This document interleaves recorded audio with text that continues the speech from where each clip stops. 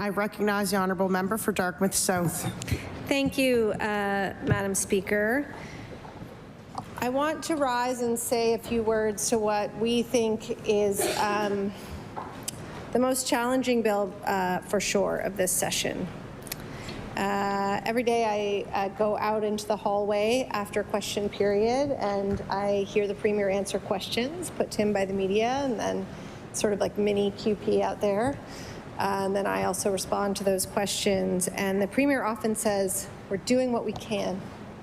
We're doing what we can.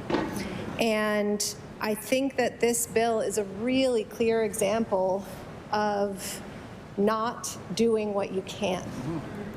So, you know, I don't take issue with the need to build housing. We need to build housing. We think a lot more of that housing should be affordable, genuinely affordable for Nova Scotians who need housing.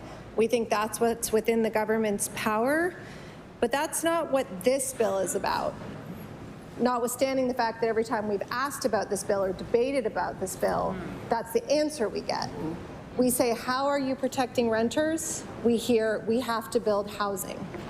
It's a little bit of cognitive dissonance because the reality is the line, the assertion, we need to build housing for Nova Scotians. Nova Scotians need us to build housing. Absolutely. There are 300,000 Nova Scotians in this province who are renters. 300,000, almost a third of our population pay rent every month. And based on what we know the average rents are, Madam Speaker, I suspect that most people paying market rent in this province right now have higher costs than the majority of the people in this chamber. So most people in this chamber are homeowners. Some people in this chamber, now I'm judging based on age and stature, so I'm not trying to stereotype anyone, but I think probably some members have paid off their mortgage, or I wish for them that they have. I think it's really important that we think about the pressure that those kind of housing costs cause people. More than $2,000 for a one-bedroom apartment. When I rented a one-bedroom apartment on Pizza Corner, that's another story, when I was in my early 20s, it was $450 a month. Wow. And it was a big one-bedroom apartment with a big living room. We were right above the King of Donaire Plus, as it was at the time, so we did have neon in our windows, but otherwise, it was perfectly suitable. And that actually was not the cheapest apartment we could find. You could rent an apartment and pay your bills and save money. And I think that it is a categorically true statement to say right now that that is not possible. It's not possible in this province. And the Minister of Housing and Municipal Affairs says that he believes that the most affordable home is the home you can own. But we have almost no path to home ownership in this province for renters right now because they simply are required to pay too much money. Now the question is, and the devil is in the details, how do we fix it? And I think that probably all three parties in this chamber would have different ideas about that, and they do because we've seen the legislation. But this government is doing nothing to fix it. Nothing. This bill preserves the rent cap at 5%. We've heard lots of stories about the ways in which that will impact people negatively. It tightens the timeline for eviction so that those people who are struggling to pay the rent based on the submissions of Dalhousie Legal Aid and other housing support workers will functionally be unable to get help when they need it, because of the backlogs in cases that these organizations have. And it doesn't close the fixed term lease loophole. And I want to address one myth that I hear about fixed term leases. And that is that the reason we need them is because non-market housing providers use them. That's true. And I've had conversations with those non-market housing providers. But here's the really important difference about those housing providers, the AHANs and the ADSUMs and the others. They, by dint of their mission and the type of housing they supply, have rent control. Their housing is rent geared to income. So they have no financial incentive to evict a tenant. Now, that doesn't mean they might not have a tenant who isn't a fit for their housing, and that fixed term lease allows them flexibility. But the government could put everyone in that situation by tying this rent cap to the unit instead of the tenant. So that one simple change, which we suggested, which was turned down, of connecting this rent cap, which the government has brought in, this government that doesn't believe in rent caps, doesn't believe in rent control. This is a bill with a rent cap, but they've made sure that that rent cap is functionally useless because it is not tied to the unit.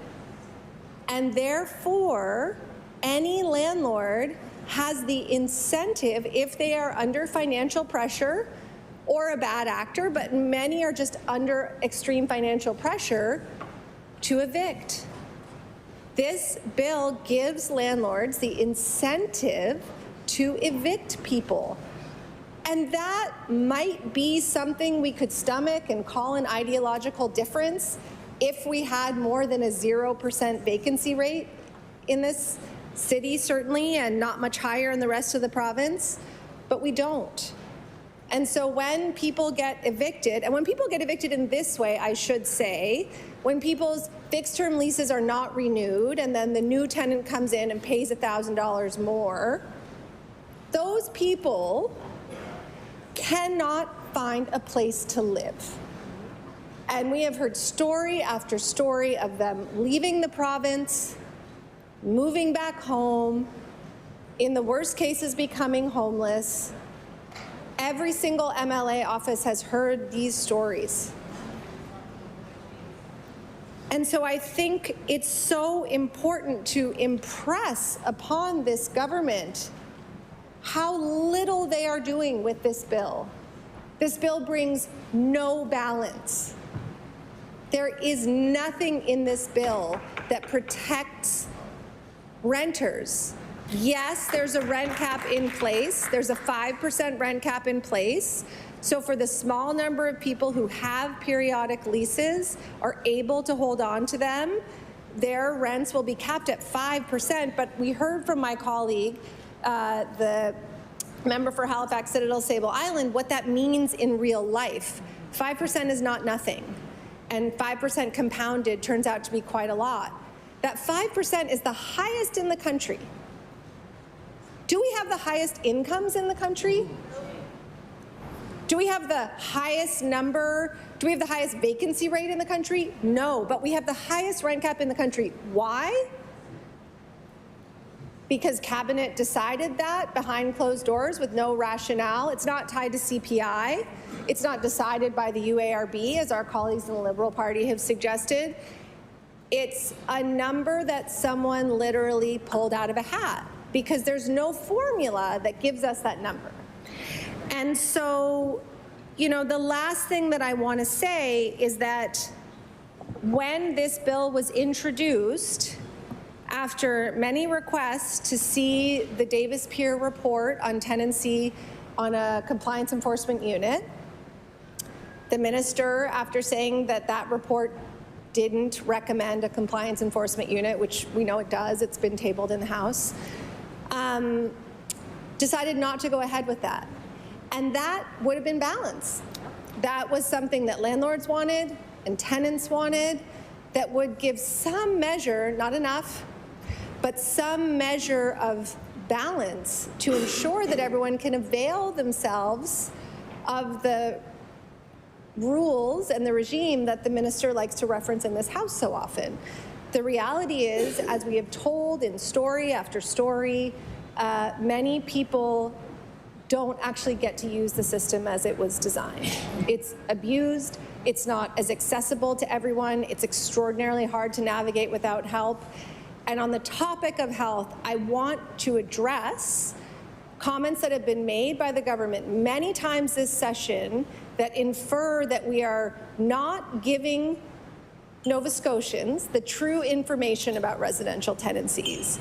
And I want to assure all members and all Nova Scotians that that is the majority of what our constituency offices do. We might as well be RTA consultants, because literally that's what we do. People come in and they bring us eviction notices and they bring us Form Js and they say, what does this mean and how do we do it? And we help them as much as we can and we send them to the agencies that know more than us. It's all we do, and it's not enough. It's not enough. And so as the MLA for Dartmouth South, you know, I want to say that when I knock on doors on Gaston Road, when I knock on doors in North Woodside, when I talk to people across my constituency, what I hear is fear and concern and a desire to be able to build a life, and frustration that costs are making that impossible. And so I want to say that Nova Scotians deserve better than this. They deserve better from this government that says that they are doing what they can, are not doing what they can for the 300,000 plus Nova Scotians who rent. Thank you.